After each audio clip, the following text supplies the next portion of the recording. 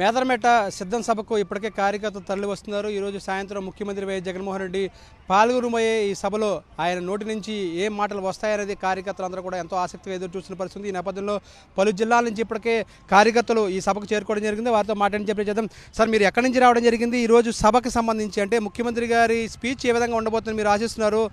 ఏం ఆశించి ఈ సభలో ఇంత పెద్ద స్థాయిలో ప్రజలందరూ కూడా తరలి వస్తున్నారంటే ఏం చెప్తారు? మాది గుంటూరు జిల్లా సార్, తాడికొండ నియోజకవర్గం, బండారపల్లి గ్రామం మాది. రాత్రి 11 నుంచి ఇక్కడికి వచ్చాం సార్. రాత్రి నుంచి ఇక్కడే ఉన్నాం. అది జగన్ గారు స్పీచ్ వినాలి, చూడాలి. ఈ రుణమాఫీ పెడతాడని ఒక వదంతా వచ్చింది. పెడతాడని మేము కూడా ఆశిస్తున్నాం. రైతులకు మేలు జరగాలని ఆశిస్తున్నాం.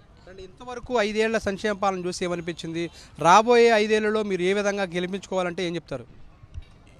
ఇంతవరకు రాముడి పాలన మనం చూడలేదు. రాముడి పాలన సువర్ణ పరిపాలన అనే తెలుసు మనకి. ఇది నిజం చేశాడు జగన్ గారు. రావుల వారి పరిపాలన అంటే అట్లా ఉంటుంది అనేది పేద బడుగు బలహీన వర్గాలకి చూపించాడు. బీసీ మైనార్టీ ఎస్సీ ఎస్సీలకి మొత్తానికి బడుగు బలహీన వర్గాలు సీఎం అని అనిపించాడు. జనం అంతా జగన్ వైపు ఉన్నారు. జగన్ అన్న మళ్ళీ నెక్స్ట్ సీఎం చేసేందుకు జనం నీరాజం పలుకుతూ ఉన్నారు. జగన్ గారంటే జనం, జనం అంటే జగను. సంక్షేమ పథకాలు ప్రతి ఇంటా అందాయి, ప్రతి ఇంట్లోకి అందాయి.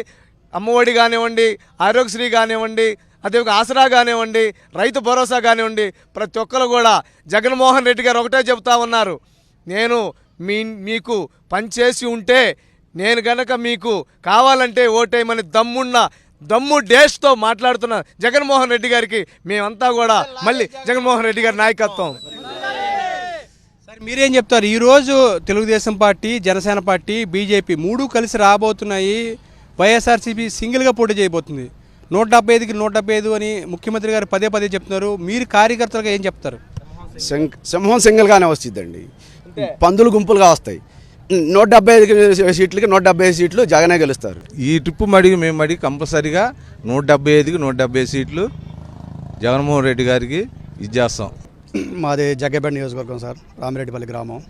మాకు దెందుల నుంచి పిలుపు వచ్చింది కానీ వెళ్ళలేకపోయాయి సార్. కానీ చాలా బాధపడ్డాను, నేను వెళ్ళలేకపోయానని. తద్వారా ఇక్కడ లాస్ట్ సభ అని ఫైనల్ సభ అంటున్నా సార్. ఈ సభకు నేను వచ్చాను సార్.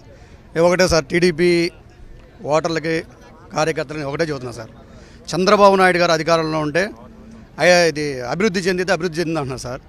అభివృద్ధి చెందితే పైన గడిచిన అది 5 సంవత్సరాలు చేయాలి కదా సార్. మరి అతను గెలిపించుకోవాలి కదా.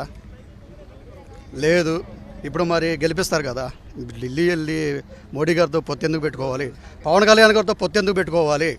ఒక అడవిలో ఒక పిల్లిని పడగొడదామని ఒక తోడేళ్ళు ఒక పిల్లి అనుకున్నాయి సార్. పులిని పిల్లి అనుకున్నాయి. ఏముందిలే పడిపోయిద్దిలే అనుకున్నాయి సార్.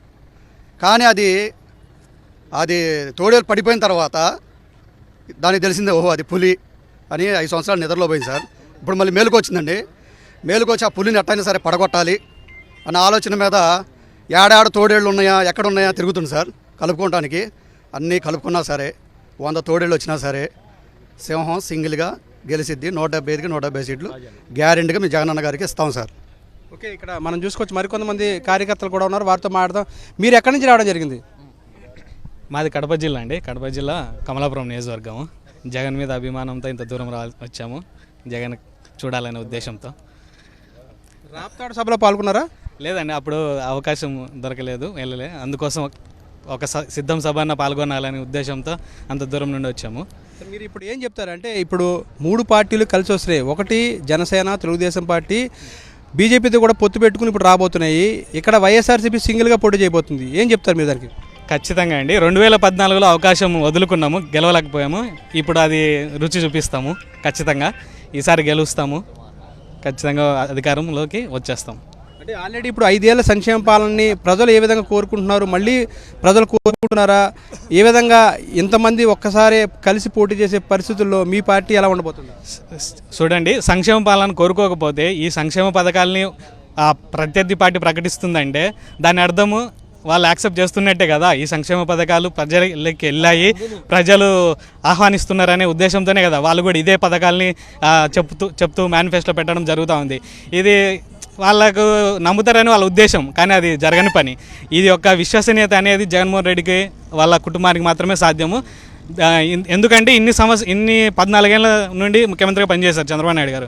ఏ రోజున ఇచ్చిన మేనిఫెస్టోని పూర్తి స్థాయిలో అమలు చేసేదానికి ప్రయత్నం చేశాడా? చేయలేదు. అలాంటప్పుడు ప్రజలు నమ్ముతారని ఆయన భావించడం అనేది మూర్ఖత్వమే. రుణమాఫీ చేస్తానని చెప్పి రైతులను మోసం చేశారు, డాక్టర్ రుణాలు మాఫీ చేస్తానని మహిళల్ని మోసం చేశారు, నిరుద్యోగ వృత్తి ఇస్తానని చెప్పేసి విద్యార్థులను మోసం చేశారు. ఇలా అన్ని వర్గాలను మోసం చేసినటువంటి వ్యక్తి చంద్రబాబు నాయుడు గారు. అలా కాకుండా ఇవాళ చెప్పినవే కాకుండా చెప్పని మేనిఫెస్టోలో పెట్టని కూడా అమలు చేస్తున్నటువంటి ఒకే ఒక్క సీఎం జగన్మోహన్ రెడ్డి గారు. జై జగన్, జై జగన్. రాజకీయాన్ని భ్రష్టు పట్టించిన వ్యక్తి చంద్రబాబు నాయుడు గారు. ఈ రోజు అలా కాకుండా రాజకీయం అంటే రాజకీయాల్లో విశ్వసనీయత ఉండాలి, రాజకీయాలు అంటే విలువలతో కూడా రాజకీయం చేయాలి అని చెప్పేసి ప్రజెంట్ జనరేషన్ కూడా రాజకీయాలు అంటే ఇలా ఉండాలని చెప్పి చూపిస్తున్న ఒకే ఒక్క సీఎం జగన్మోహన్ రెడ్డి గారు. రాజకీయాలకు విలువలేని వ్యక్తి, రాజకీయాలను భ్రష్టు పెట్టించింది చంద్రబాబును అయితే రాజకీయాల్లో విశ్వసనీయతను పెంచింది ముఖ్యమంత్రి వైఎస్ జగన్మోహన్ రెడ్డి అనేది ఇక్కడ కార్యకర్తలు చెప్తున్నారు. ఈ నేపథ్యంలోనే రాబోయే ఎన్నికల్లో 175కు 175 స్థానాల్లో కూడా గెలుపొందామని కూడా వారు చెప్తున్నారు. వీడియో జర్నలిస్ట్ నరసింహతో కలిసి వినాయకరావు, సాక్షి టీవీ, మేదరమెట్ట ప్రాంతం నుంచి.